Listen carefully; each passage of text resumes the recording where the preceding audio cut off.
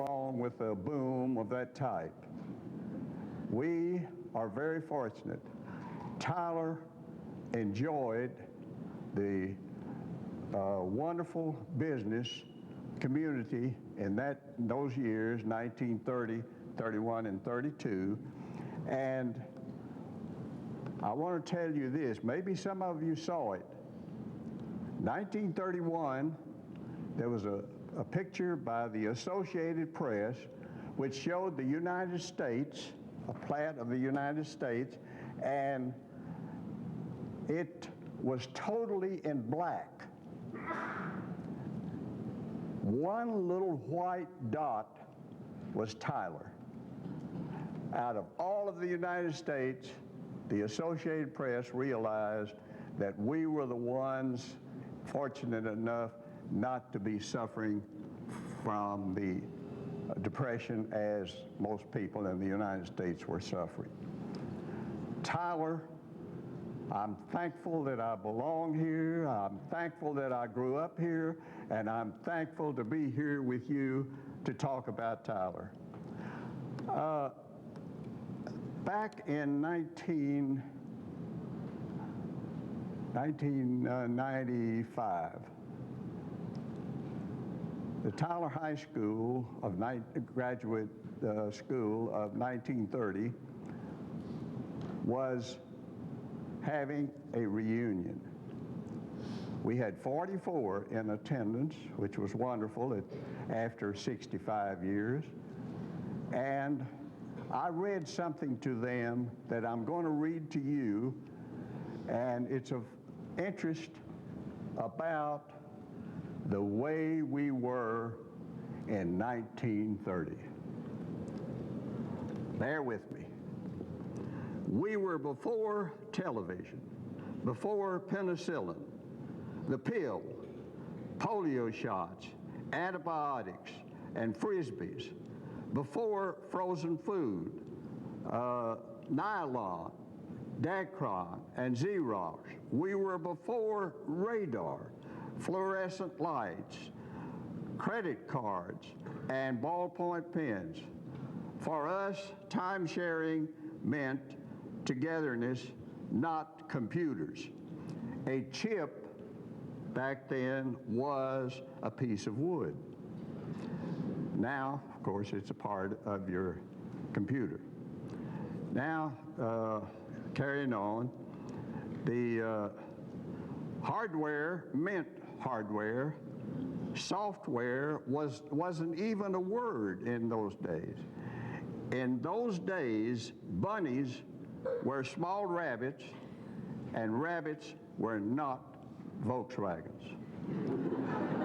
We were before Batman, Rudolph the Red-Nosed Reindeer, and Snoopy. Before DDT, vitamin pills, vodka in the United States, and the white wine craze, plastic bags, disposable diapers, aluminum foil, Jeeps, and the Jefferson nickel. Before Scotch tape and M&Ms, the automatic shift, and the Lincoln Continentals. Now, this may bring back a lot of memories to you folks. It did to me every time I read it, and our class enjoyed it very much because it brought memories back to them too. When we were in school, Cheerios, frozen orange juice, instant coffee, and McDonald's were unheard of. We thought fast food was when you ate what you ate during Lent. We were before FM radio, tape recorders, electric typewriters, word processors, Muzak, electronic music, and disco dancing. We were before pantyhose and drip dry clothes, and before ice makers and dishwashers, clothes dryers, freezers, and women wore tuxedos. Excuse me, I got ahead of myself. Before men wore long hair and earrings, and women wore tuxedos. We got married first and then lived together. How quaint can you be? In our day, cigarette smoking was fashionable, but grass was mode. Coke was something you drank, and pot was something you cooked in. We were before coin vending machines, jet planes, helicopters, and interstate highways. In 1930, made in Japan meant junk. Now it isn't. And the term making out referred to how you did on an exam. In our time, there were 5 and 10 cent stores where you could buy things for 5 and 10 cents. For just 1 nickel, you could ride the streetcar. You could make a phone call, buy a Coke, or buy enough stamps to mail 1 letter and 2 postcards. Before that, in 1930, nobody, and you couldn't, I'm sorry, I have a little allergy. You could buy a new Chevy Coupe for $600, but who could afford that in 1930? Nobody, a pity too, because gas was only 11 cents a gallon. Folks, Broadway Internet Services is about to put the service aspect back into the internet provider business. We are ET's newest internet provider, and we intend to take up service where others have failed. Our mom-and-pop atmosphere offers a convenient location south of the Loop on Broadway, and we can repair or upgrade your computer and provide you with internet and email services. We are starting weekly internet courses at our store to get you and your computer up to speed quicker. Our services and products are the best and the fastest that technology has to offer today. You can still access AOL and Prodigy by using our service. Stop by our shop and visit with our knowledgeable staff at 6614 South Broadway at Robert E. Lee Drive, or call Broadway Internet at 561-7551 and begin your search on the internet today. Our connections are better than all the rest. We are new and we want to please you in every way we can. Call Broadway Internet Services at 561-7551. From there to the Arcadia Theater, that was the prime theater in Tyler at that time, back in those days. And I can remember the first talking picture was there in early part of 1930. It was from Warner Brothers, and back then it was a different system than, of course, we've had in more recent times. Back then, the projectionist had to watch the projection of the film and set, it was a record about so big around, and set the needle in the right place there, and it was slowly turning around. The voice, of course, came out. Every now and then, the lips moved, no sound. He would get it out of synchronization, and that's the way it would happen. It would look kind of funny. Anyway, that was the Arcadia Theater, and it was really the focal point of downtown Tyler at that time for, as we would call it, recreation. What did they have back in those days? They just had the picture show, a radio that had a lot of static and all, and they would come downtown, and we at the Royal Confectionary enjoyed so many people coming in and having a cold drink either before they went into the show or afterwards, and they would come in and maybe need ice cream and so forth, and buy some of the homemade candies. My dad was a jewel in the way of doing things. He made homemade candies of all kinds, even chocolate-covered candies. He made ice cream. He set up a sandwich bar there in the Royal, and he baked the pies for the sandwich bar to sell. And of course, they had ham, chicken, pork sandwiches, and one thing that many people I've had call me since then, ask me, how did he make that wonderful chili? He served a bowl of chili there, and I'm telling you these things because they're a little more personal, but I want you to get a kick out of them. He served a bowl of chili for 15 cents. He put the crackers on the table, and when he started, he was putting a full bottle of ketchup there with the chili. He noticed that after a couple of the customers left, there was no ketchup left in the ketchup bottles. They just kept adding on to their chili with more and more ketchup until they got the whole thing eaten up. After that, I noticed when we were going to take a bottle of ketchup to the table in what we used to call the parlor, I noticed that there was just this much ketchup in the bottle. I asked my dad, I said, why are we just getting this much? He said, that's all they're going to get. Anyway, we survived and went on, and they did very well. Next to that was Saul Edelman's, what we used to call a dry goods store. And maybe some of you remember this. Next to Mr. Edelman was the stairway that went up to the Nash Sign Company. You remember Sam Nash, the cartoonist for the newspapers.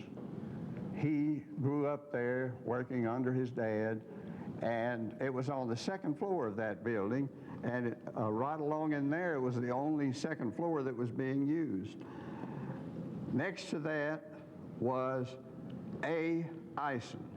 Eisen was a delicatessen back in those days, and next to him was L.V. Marmer. Mr. Marmer was a haberdasher. I can remember that he prepared me when I got ready to go away to school, and I want to tell you something about that a little later. Anyway, then next to that was Brookshire Brothers Self-Service, the first self-service grocery store in Tyler. And it was right in the middle of that block on the east side of the square. Next to that was H. Falk, Hyman Falk, and he also had what I would call a dry goods store back in those days. Mr. Falk, then Naylor's Cash Store. Now, some people may remember Naylor's Cash Store as Lipstate's. Lipstate had established, it was the biggest store on the east side of the square, and he had almost what we would call a department store. He had clothes, he had dry goods, he had piece goods, he had just about everything that the housewife might need in the way of clothes or materials.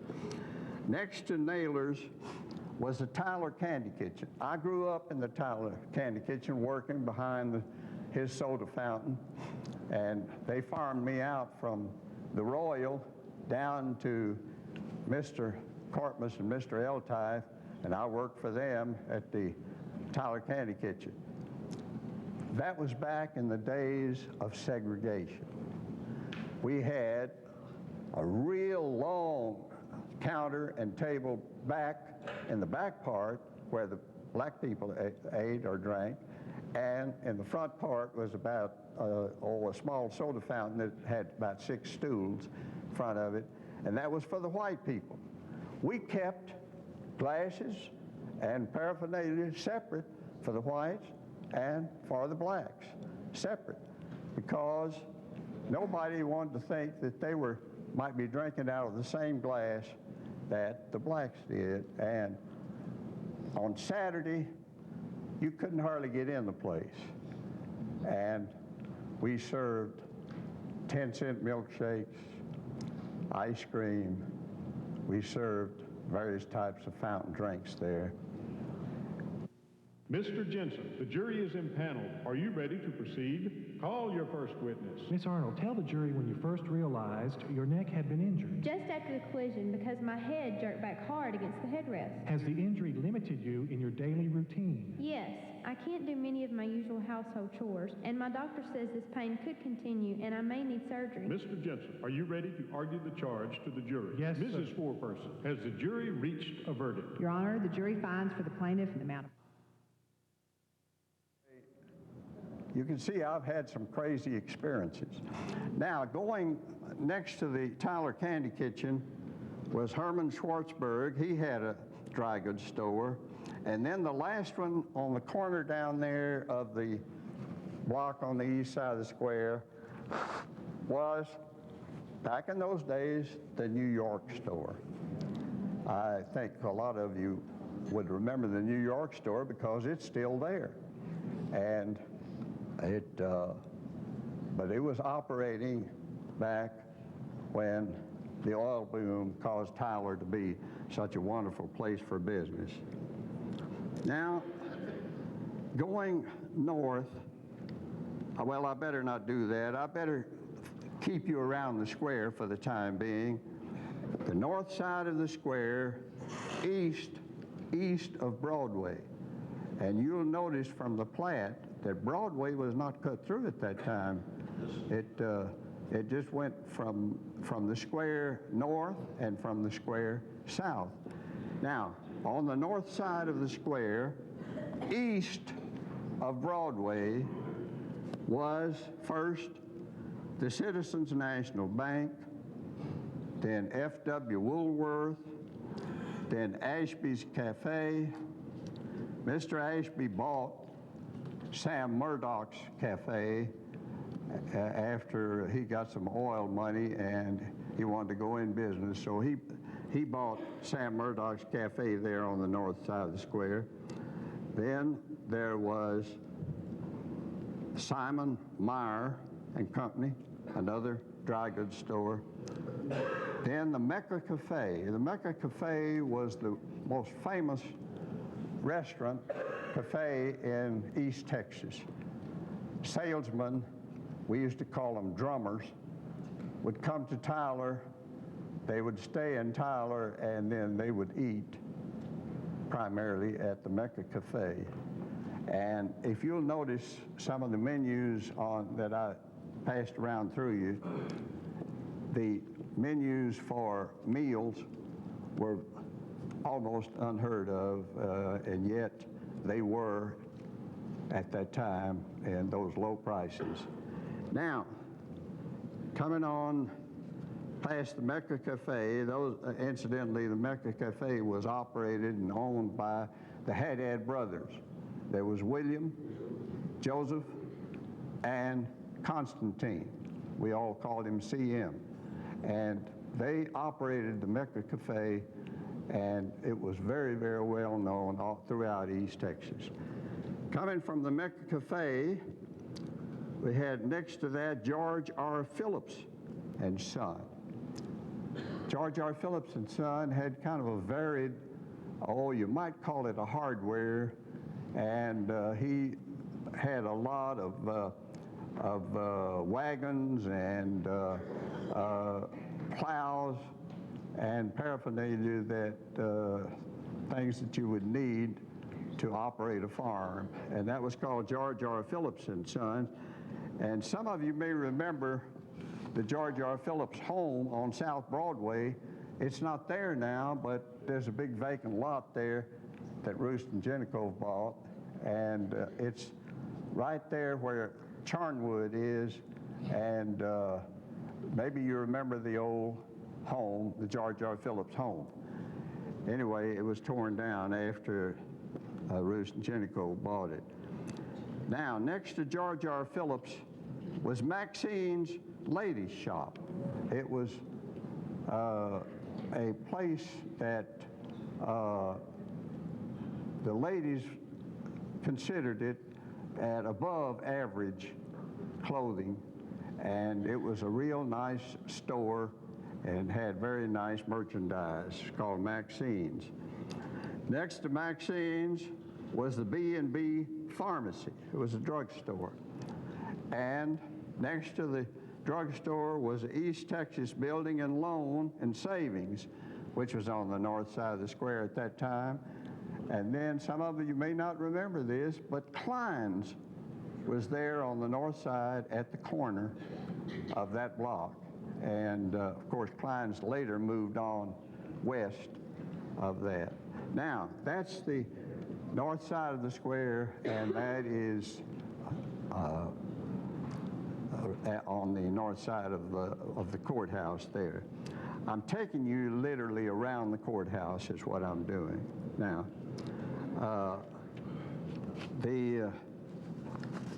we want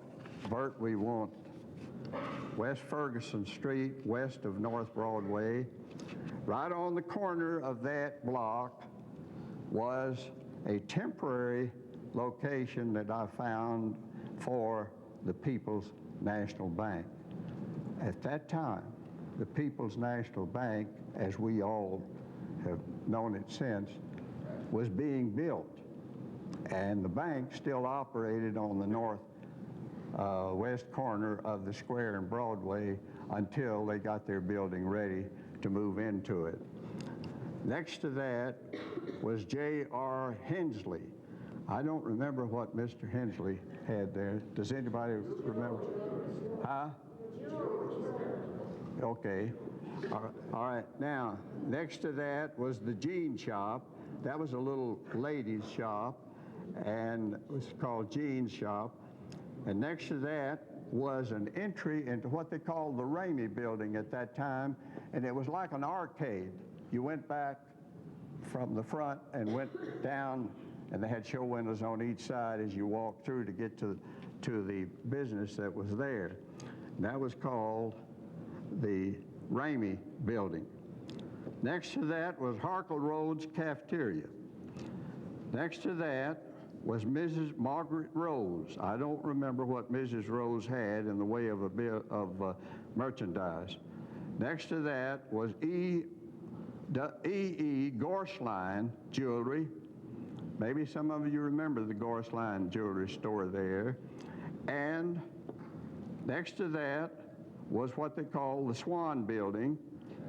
And next to that was Hale Clyde Company, which was a men's furnishings store. And next to that was Brown, Smith, and Marsh. And next to that was Arian Drug Store. Now, we're still on the north side of the square on the west side. Then next to that was Howell, H-O-W-L-E, Howell Watson and Company, was a hardware. And next to that was, many of them I'm sure you remember, was Pratt Jewelry Company. Then the Fashion Shop, which was a little hat shop right there next to Pratt Jewelry. And then on the corner was the McClellan store. It was a large store that had a variety of merchandise, I guess even starting with a nickel and on up. Now that takes care of the north side of the square west of Broadway. Now, Bert, let's go to the west side of the square and we'll talk about let's see here, excuse me. Okay.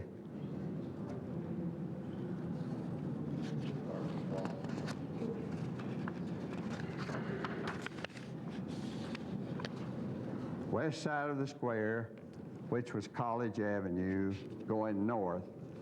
We're starting now at what then was the new People's Bank building on the corner and next to that was Siegel's Dry Goods. Siegel also had a little manufacturing place on the second floor next to the bank building. Then next to that was the Elite Confectionary. The Elite Confectionary, I think, was primarily operated by Mr. David, John. Mr. John Cortmas had the Elite Confectionary. Then next to that was W.C. Holloway and the Anderson Clayton Company. It was kind of a stockbroker set up there on the west side of the square. Then Caldwell Hughes, DeLay and Allen was a large store there, and they had all types of merchandise, even had farm equipment there at Caldwell Hughes, DeLay and Allen. They had shoes, they had clothes, they had dry goods, as we call it. And then next to that was Piggly Wiggly #1. I don't know whether you remember Piggly Wiggly grocery store being on the west side of the square. Perry Brothers was next, and I think all of us remember Perry Brothers. Then E.F. Swan Jewelers. Now, if you'll remember where the jewelry store was there on the west side of the square, that, what was the gentleman's name huh? Yeah. And, and then, anyway, that was next. And then the next was Buster Brown Shoe Store. And I remember buying shoes there. My mother would take me there to get fitted for shoes.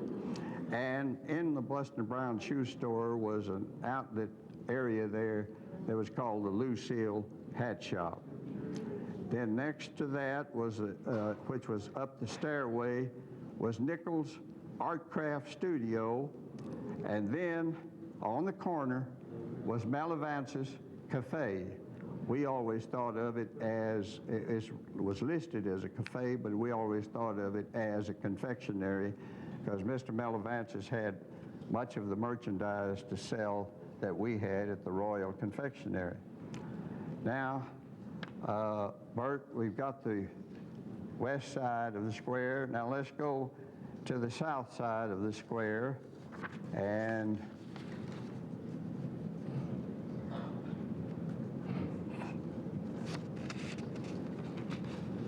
excuse me. I'll be with you in just a minute. This is West Irwin, west of Broadway. All right. On the corner was Hyman Smith. He had a dry goods store, and they had, at that time, most, huh? Dry goods and restaurants. Okay. Okay. The next one was M.A. Heffler. We used to call him Mose Heffler. Mr. Heffler was there next to Hyman Smith. Then Sam Gold. Mr. Gold was quite a tailor and made men's clothes and, of course, sold them there. The next to that was the Tyler State Bank and Trust. This is going to throw you a little bit because I don't think very many people remember the Tyler Bank and Trust being on the south side of the square.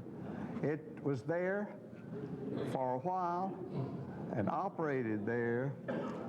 Then when the People's Bank moved from their temporary location to the new building, then what happened there was Hale and Clyde moved into the corner building there. Hale and Clyde's location then was taken over by the Tyler Bank and Trust, and Tyler Bank and Trust from there on worked there and expanded from that original location on the north side. Next to Tyler Bank and Trust on the south side was Clayton's Cafe, then Christian Pharmacy. And Nick's Studio was operating in Nick's Pharmacy back in those days. Then next to that was Isaac Freelander. And I believe the lady was here earlier that I talked to was her mother had been a Freelander. Then next to that was the Lion Shoe Store, then J.M. Edelman, and then Martin Jacobs, and then Wallace Drugstore, and then on the corner was the Queen Cafe.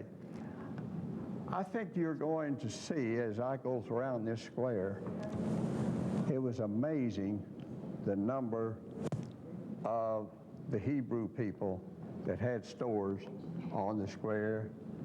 It was amazing the number of Lebanese people that had stores on the square. Mostly the Lebanese people had food to serve. Mostly the Hebrew people had merchandise, clothes, shoes, and so forth. And they certainly were enjoying the prosperity of Tyler at that time. Now, Bert, we've got there, and we want to come to the south side of the square, east. Need to rent entertainment or multimedia projectors or sound systems? Call Advanced Audiovisual in Tyler.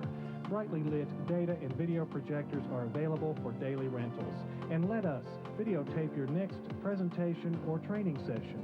Call Advanced Audiovisual for your reservations. To share your vision, Advanced Visuals, the projector people.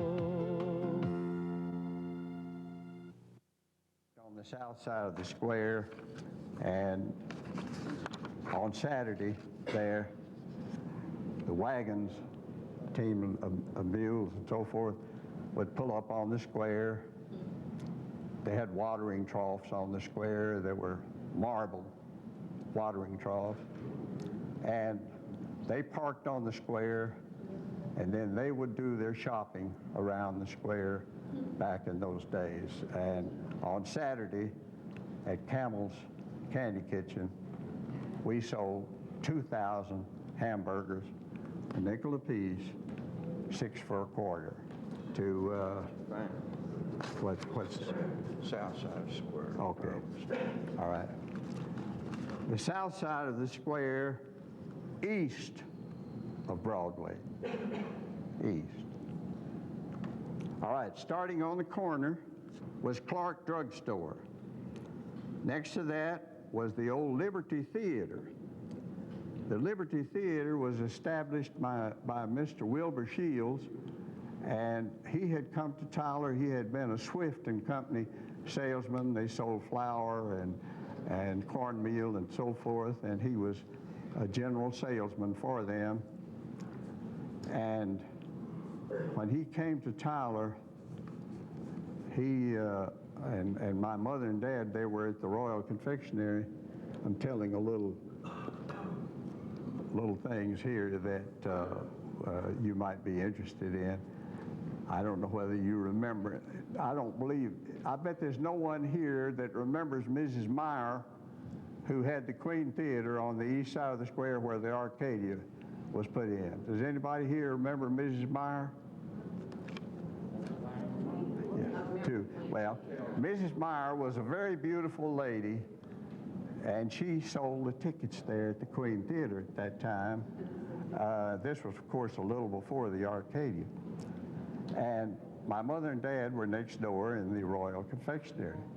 Mr. Shields, knowing my mother and dad because they had been in the grocery business and he sold them flour and so forth for Swift and Company, he came in and he talked to my mother and he said, Mrs. Saleh, do you know that lady next door, that beautiful lady that's selling tickets there in the Queen Theatre? She said, oh yes, that's Mrs. Meyer. She's a widow. Oh. So after that, my mother took him there and introduced him to Mrs. Meyer. And she became Mrs. Shields. Then, in addition, the Queen Theatre burned along with the Royal and the Woolert Company, and back in those days, about 1925, and Western Union. They were all right there in that little area where the Arcadia was rebuilt and the Royal was rebuilt, Royal Confectionary. And anyway, the Queen Theater burned, and Mr. Shields took things in his hands and decided he was going to put in another theater, so he built the Liberty Theater on the south side of the square. So that's where you get the Liberty Theater, and there was Mr. Shields, Wilbur Shields. Now, starting there with the Liberty Theater, David Cortmas, he had what we call a dry goods store. Then J.S. Clark, I don't know what Mr. Clark, his business was. Then Camel Candy Kitchen, where I told you I worked. We sold nickel hamburgers. Then E.C. Bunch. Then the South Side Barber Shop. And if I recall, J.W., do you remember it was a South Side Barber Shop operated by some blacks? Do you remember? Okay, well, anyway, that was on the south side. Then next to the Southside Barbershop was Jim Needham's place, and Jim Needham's place was actually similar to the Camel Candy Kitchen. He sold meals, but he sold primarily hamburgers. Then Charlie Eunice was there, and Charlie Eunice also sold apples, bananas, whatever it was he could fix to eat, and primarily hamburgers. Majestic Theatre was next. We used to call it the Bloody Bucket because the Majestic Theatre had literally nothing but westerns and hadn't put in the sound system yet. And so it was nicknamed the Bloody Bucket because it was a lot of shooting going on in those old westerns. And anyway, let's see, I've got to the Majestic Theatre, then L.L. Kidd and Son, and then next to the L.L. Kidd and Son was Kidd Brothers Cafe. Now that was on the south side of the square, and let me tell you this, Tyler in those days had certain parts of the square that they preferred to trade in. The side of the square that they preferred to trade in was on the north side of the square and the east side of the square. The west side of the square was not quite as popular at that time, and certainly the south side of the square just was not the A1 stores on the south side of the square. Now, next to L.L. Kidd and Son was Kidd Brothers Cafe, and it was a nice cafe, but opposite that on the north side of the square was the Mecca Cafe, and so they were almost in competition, so to speak. Then on the corner of the south side of the square there was the Hub Ladies Shop. That was another shop that was run by Hebrews.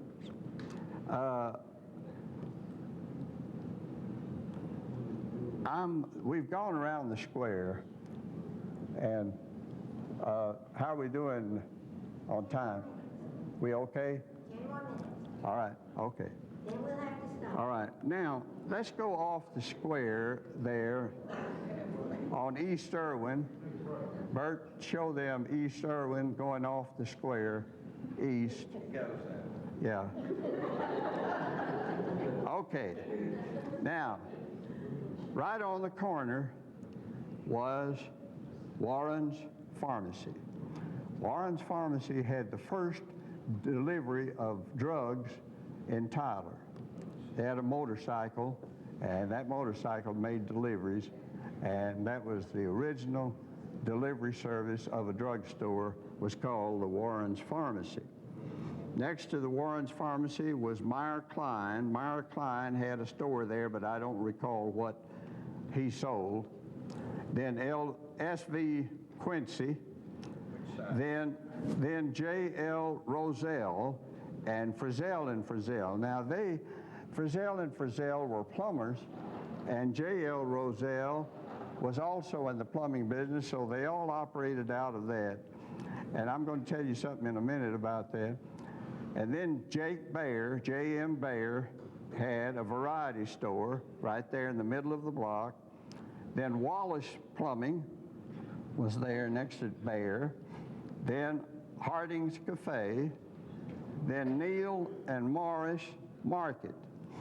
You heard from, I guess it was last year, we heard from Mr.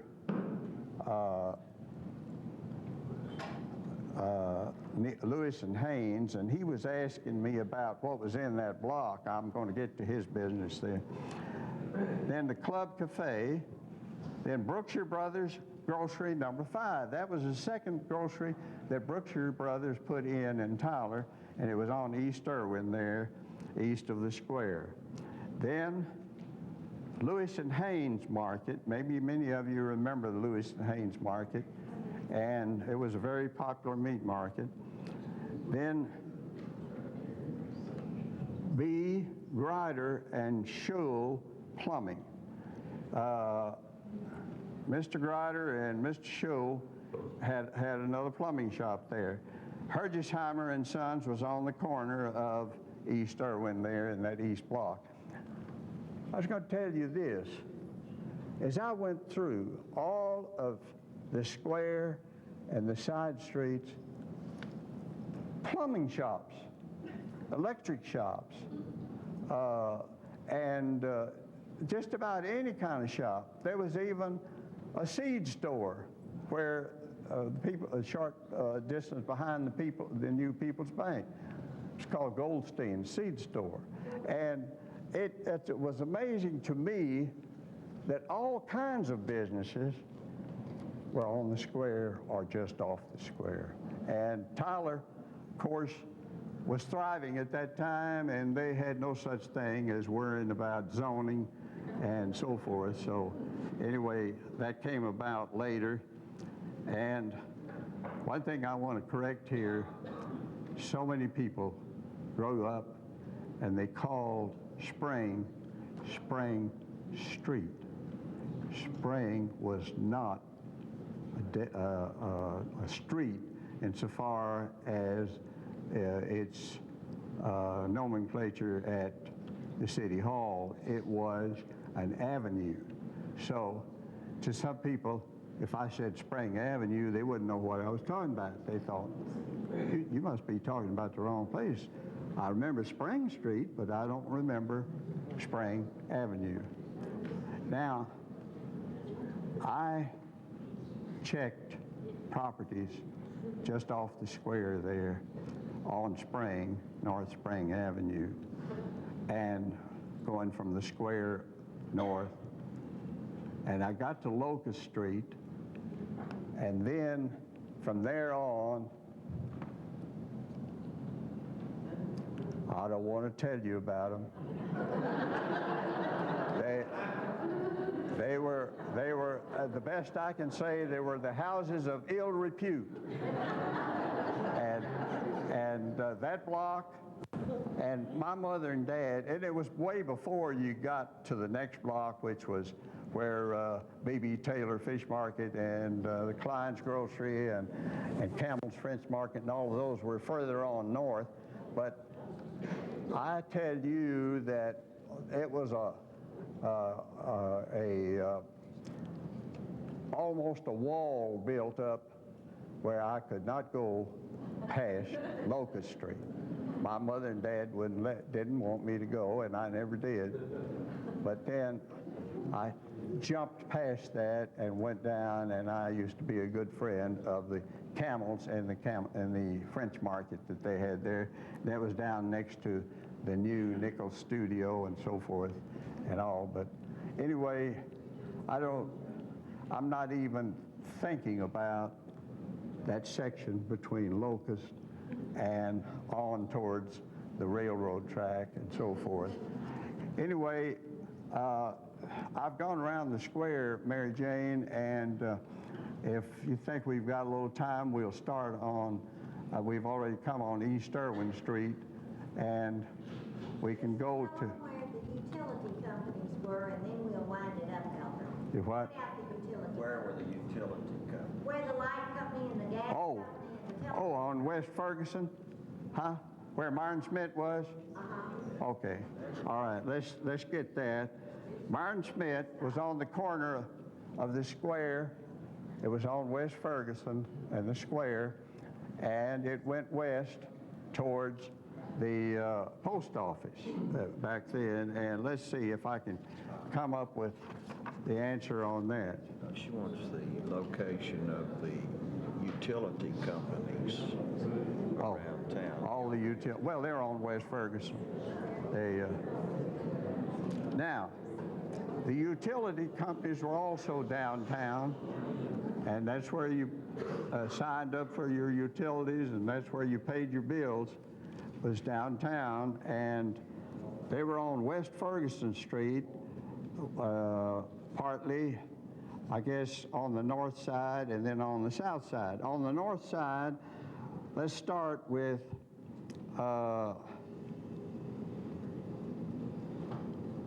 Myron Smith, the department store, and go west on the north side of West Ferguson at the corner of the square. Now, West Ferguson had right on the corner the most prominent ladies ready to wear and men's clothing and all types of merchandise, piece goods, so forth, shoes, ladies' shoes, men's shoes, and that was the department store of Tyler for a long, long time. And anyway, the Myron Smith was on the corner. Let me tell you about the times we talk about money and how amazing, cheap it sounds. I went to Notre Dame in September of 1930, South Bend, Indiana. I suffered in that cold weather up there. It snowed and so forth. And in December, when I came home at Christmas time, I told my mother, I said, I need an overcoat. I just bought you a new overcoat. No, Mother, you bought me a top coat. Down here, we don't even think of overcoats.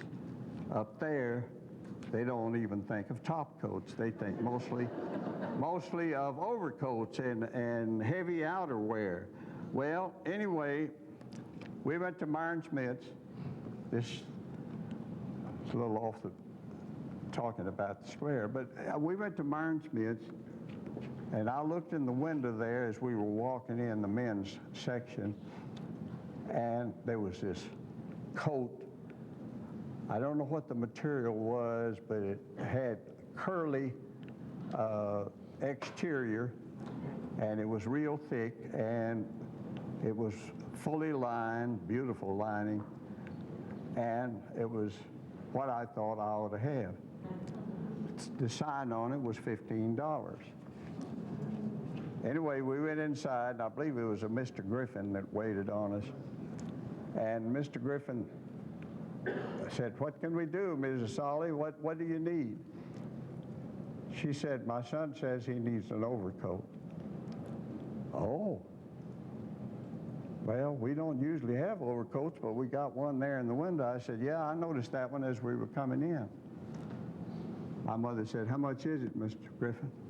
He said, $15. Oh, no.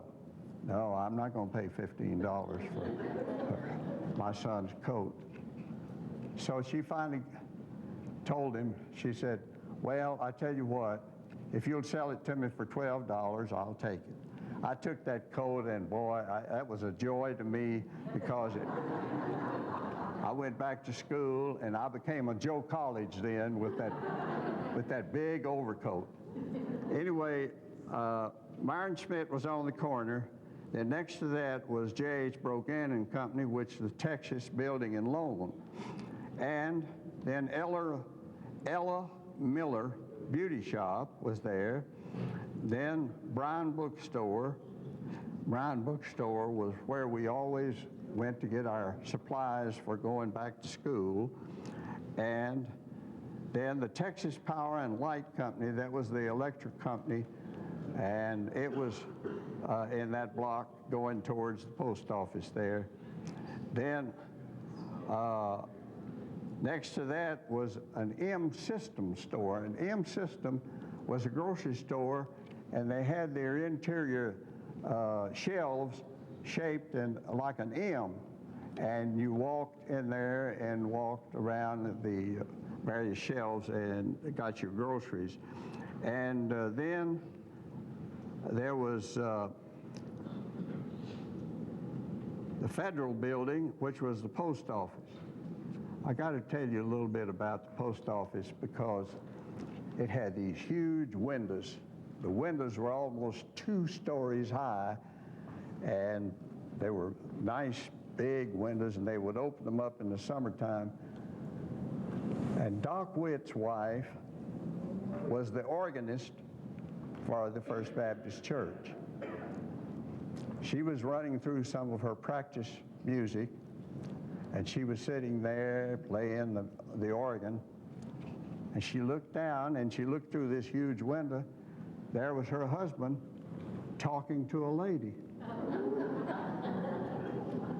Mr. Doc Witt was quite a ladies' man, and he was a very handsome gentleman. And anyway, when he got home, Doc, who was that lady you were talking to? Where? In the post office. Which post office? Of course, we only had one post office. Anyway, that tells you a little bit about that block and getting up to where the First Baptist Church is. I can keep going, Mary Jane. Well, I think we better save some more for another time. You what? I think we better save some more for another time. Okay, all right. We have to finish up.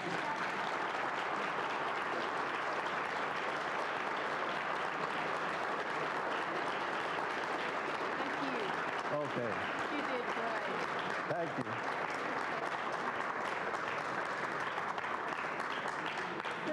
I want to tell you this. They called me here at the Historical Society a gold mine,